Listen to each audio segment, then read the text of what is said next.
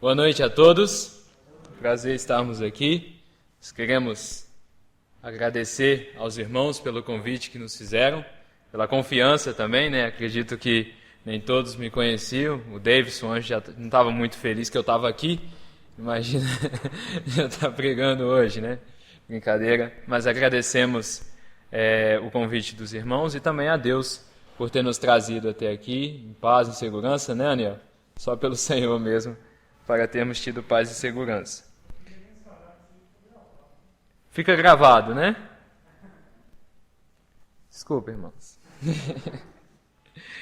Queria convidar então os irmãos para abrirmos as nossas Bíblias em Atos, no capítulo 5. Atos, capítulo 5, a partir do verso 1, diz assim a palavra do Senhor. Mas um certo varão chamado Ananias, com Safira sua mulher, vendeu uma propriedade e reteve parte do preço. Sabendo também sua mulher, e levando uma parte, a depositou aos pés dos apóstolos. Disse então Pedro: Ananias, por que encheu Satanás o teu coração para que mentisse ao Espírito Santo e retivesse parte do preço da herdade? Guardando-a, não ficava para ti? E vendida, não estava em teu poder? Por que formaste este desígnio em teu coração? Não mentiste aos homens, mas a Deus. E Ananias, ouvindo essas palavras, caiu e expirou.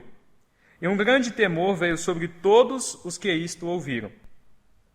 E levantando-se os mancebos, cobriram o morto, e transportando-o para fora, o sepultaram.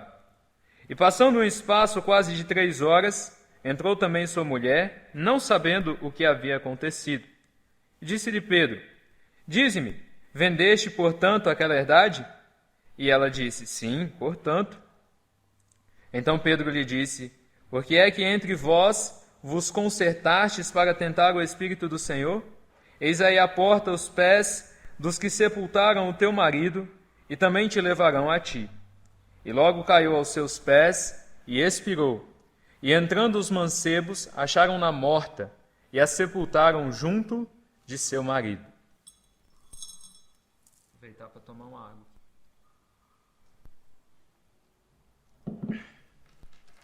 Bom, essa história em especial, ela foi uma das que mais me deu medo durante a minha vida. Quando eu era pequeno e minha mãe, que era professora da escola, quando ela queria saber algo sobre mim, ela sempre me contava essa história. E em seguida, após contar que Ananias morreu depois de mentir, ela me perguntava: é verdade que você brigou com fulano? Eu não tinha coragem de mentir para ela. Não tinha. Como que eu ia falar, depois de ouvir a história de Ananias que mentiu e caiu morto, como que eu ia falar para ela uma mentira, dizer não briguei com fulano? Não tinha como. Dessa forma, ela sempre conseguiu a verdade de mim, através até um pouco do medo.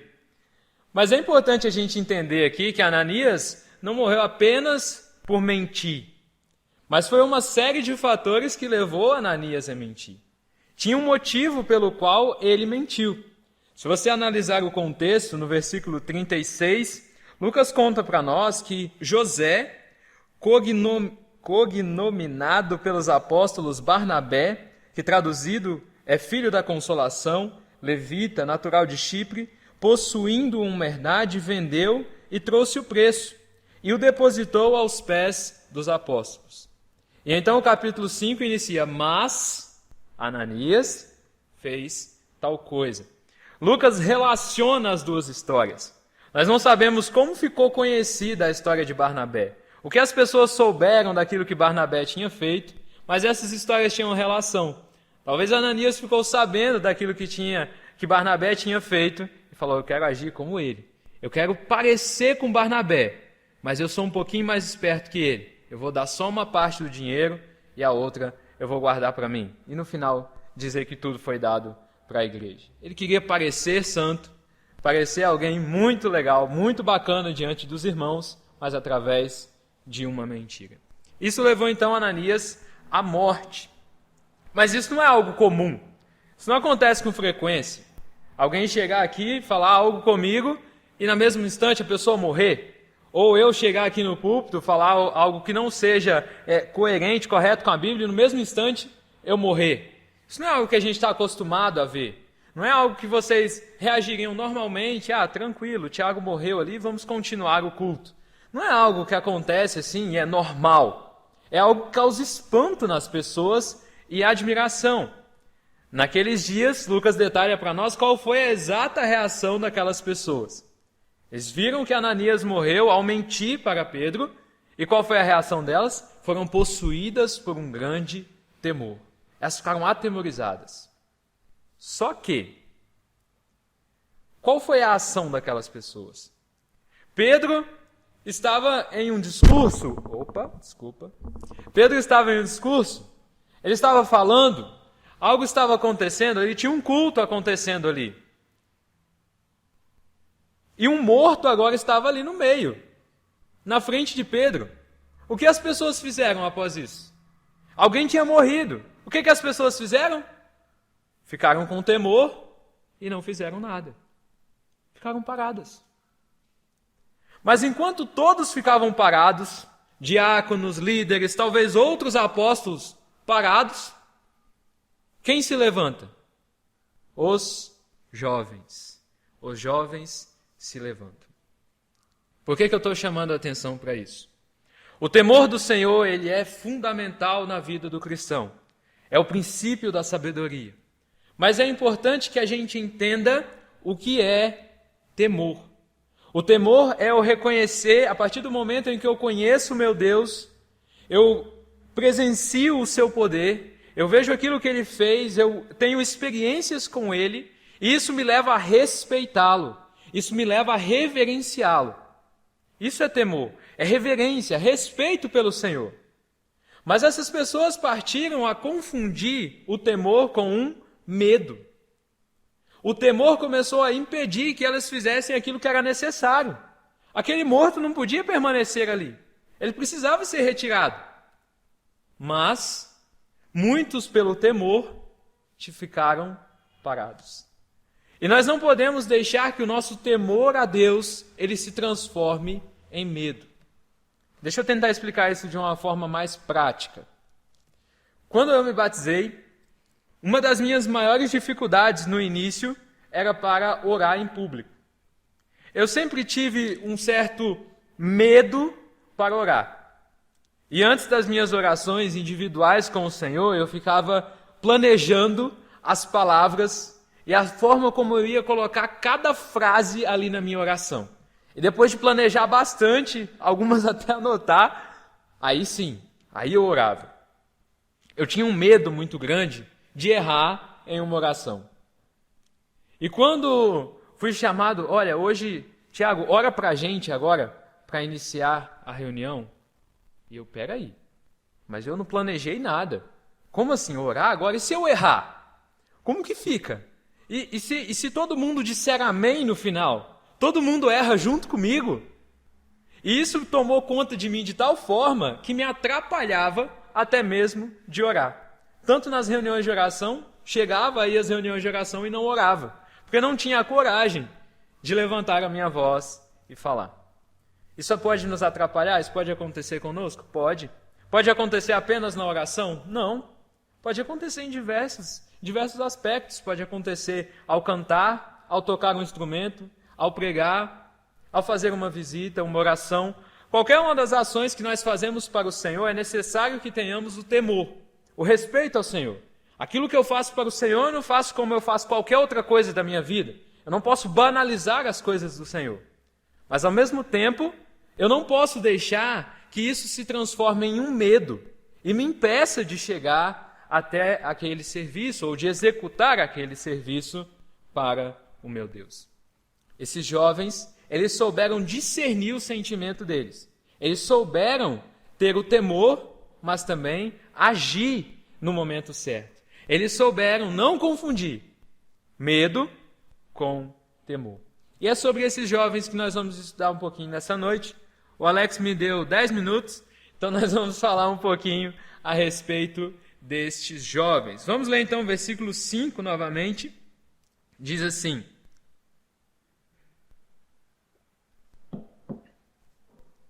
E Ananias, ouvindo essas palavras, caiu e expirou. E um grande temor veio sobre todos os que isto ouviram.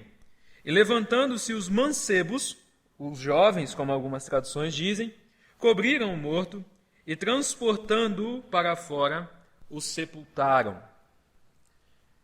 Eu gosto de ver a expressão que Lucas usa quando ele diz que os jovens se levantaram.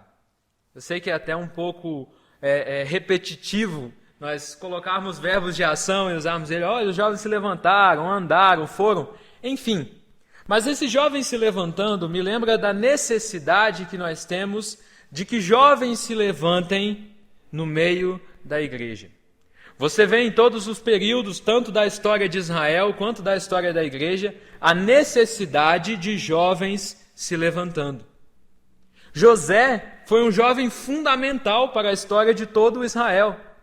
Daniel, no período do exílio, foi um jovem super importante para a sobrevivência do povo, como exemplo para aquele povo. Você vê Josias sendo um rei ainda jovem, que limpou a casa do Senhor, exterminou os postes ídolos, derribou os postes ídolos. E tantos jovens na palavra de Deus, assim como Timóteo, que aprendeu aos pés de Paulo, jovens que foram extremamente necessários para a obra do Senhor. Agora vamos ler um versículo. Por que os jovens eles são tão importantes? Em 1 João 2, e o versículo 14, olha o que João escreve. Finalzinho do versículo. Vou esperar vocês acharem. Eu vos escrevi, mancebos, jovens, porque sois fortes, e a palavra de Deus está em vós, e já venceste o maligno. João não está dizendo aqui que a gente é simplesmente forte na força, não. Se depender de mim ali para trocar um galão de água, eu não sou tão forte. Mas o Pedro ali já dá conta, né, Pedro? Mas os jovens, eles têm um vigor maior do que aqueles com mais experiência, vamos dizer assim. Os jovens, eles têm mais energia, mais disposição, ou deveriam ter, né? Mas os jovens estão mais preparados para enfrentar as batalhas do dia a dia. Têm mais forças. E essas forças precisam ser usadas no trabalho do Senhor. Nós aplicamos as nossas forças diárias em tantas coisas. Nós gastamos as nossas forças com estudos, trabalho, entretenimento, amigos, família. E não são coisas erradas, são coisas lícitas. São coisas que nós necessitamos também. Mas as nossas forças precisam estar aplicadas também no serviço do Senhor, principalmente no serviço do Senhor. E eu tenho certeza que ninguém vai discordar de mim, porque nunca os jovens foram tão necessários na história da igreja. Nós passamos por um momento de uma pandemia, né? Eu nunca pensei que pregaria para todas as pessoas de máscara. É algo que a gente via, às vezes, coisas distantes acontecendo em outros países, né, antes da pandemia. O Rainer já fez uma cara estranha ali comigo.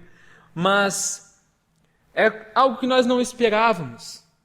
E hoje as pessoas mais velhas, elas não podem frequentar os cultos com a mesma intensidade.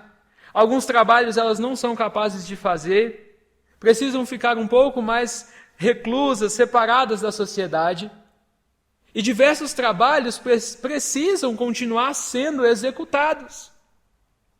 E infelizmente, muitas das pessoas mais velhas têm colocado as suas vidas em risco. Têm colocado as suas vidas em risco para executar o trabalho, porque faltam jovens dispostos a trabalhar. Faltam jovens dispostos a se colocar no lugar e dizer, não, deixa que eu faça esse trabalho. Nós temos uma força que é dada por Deus e precisamos usar essa força em prol do trabalho do Senhor. Chegou o momento dos jovens se levantarem. Chegou o momento dos jovens preencherem os espaços que faltam. Os trabalhos que estão precisando de ajuda, é os jovens que devem se levantar. Mas esses jovens se levantam e Lucas detalha para nós que não era apenas um jovem, mas eles estavam juntos. Era mais de um jovem. Se eu disse que eu não conseguia levantar um galão de água ali para trocar, imagine levantar um morto, embrulhá-lo, enrolá-lo e sepultar aquele morto ainda. Para uma pessoa apenas fazer, seria algo exaustivo. Talvez conseguiria, provável, mas seria algo muito mais difícil de se fazer. Às vezes, por sermos jovens, por termos um pouquinho mais de força, queremos pensar que podemos fazer tudo. Então eu abro a igreja, eu abro o salão da igreja, eu vou limpar o salão, eu vou tocar, eu vou pregar, eu vou fazer isso, eu vou fazer aquilo. E queremos abraçar tudo que vem à nossa disposição. Mas precisamos nos lembrar que o serviço do Senhor ele é em conjunto. Não é um serviço só do Alex, não é um serviço só do Pedro, só do Aniel. Todos temos que trabalhar juntos, uns ajudando os outros para que possamos aliviar a carga uns dos outros. Eu gosto muito do que Paulo fala lá em 1 Coríntios, quando está tendo algumas divisões na igreja, e uns estão dizendo, olha, eu sou de Paulo, outro fala eu sou de Apolo, outro fala eu sou de Cristo. E Paulo junta aquele povo e diz, olha, quem é mais importante aqui? Ninguém é mais importante. Eu plantei, Apolo regou, mas Deus é que deu o crescimento. Ele está mostrando como cada um deles foi necessário para que o trabalho desenvolvesse. Da mesma forma, na igreja, cada um de nós tem a sua utilidade. Ao nos convertermos, recebemos de Deus um dom. E esse dom não foi simplesmente porque Deus olhou para a sua cara e falou assim, eu acho que o Pedro combina com esse dom. Mas foi também porque era necessidade na igreja local. A igreja necessita que o seu dom seja exercido. A igreja tem necessidade que você trabalhe. Aquilo que você tem como ofício dado pelo Senhor para fazer, foi um presente de Deus para a igreja. E é algo que nós não podemos simplesmente cruzar os braços e dizer não faço.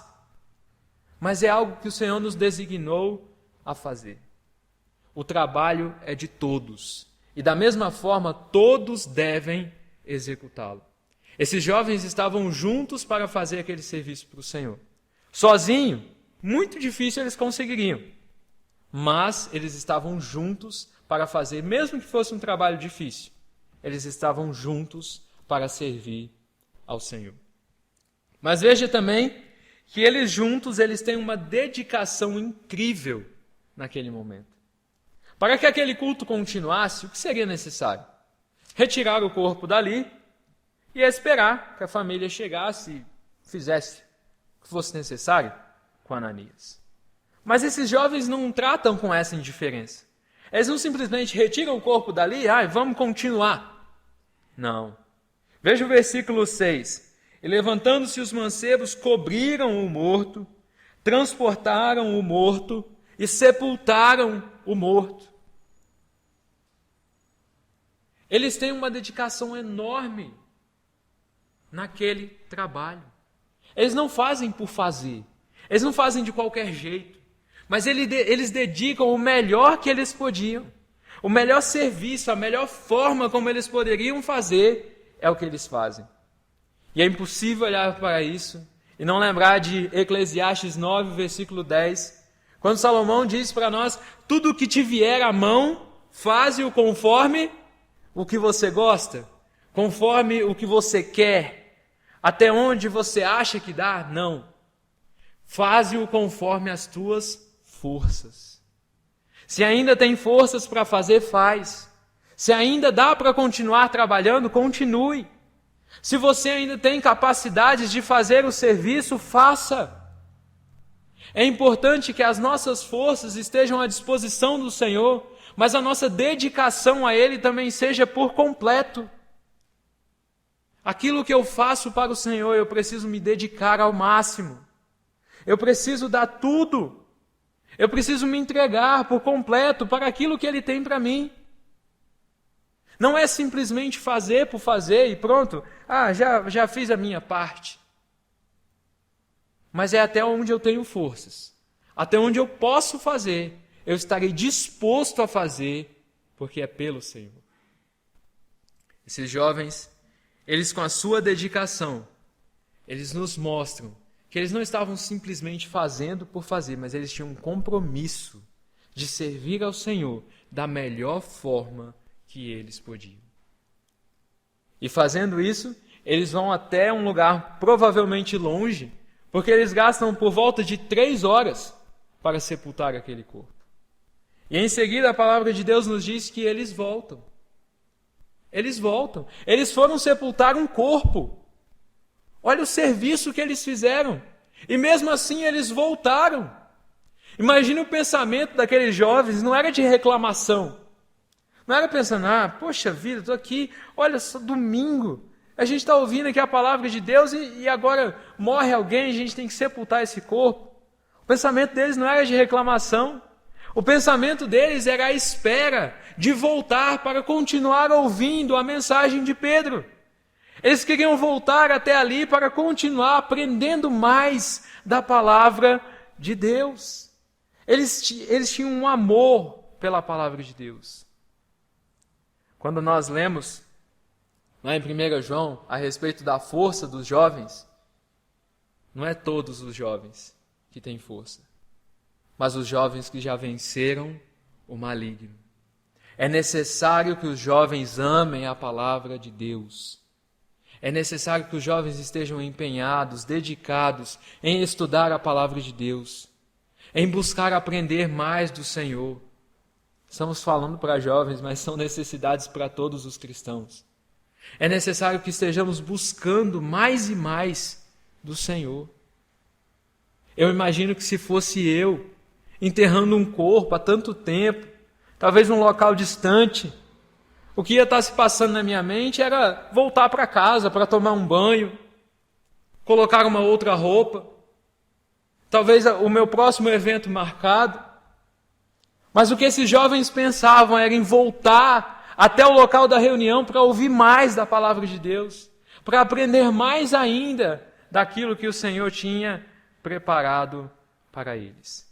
Uma vontade imensa de querer aprender.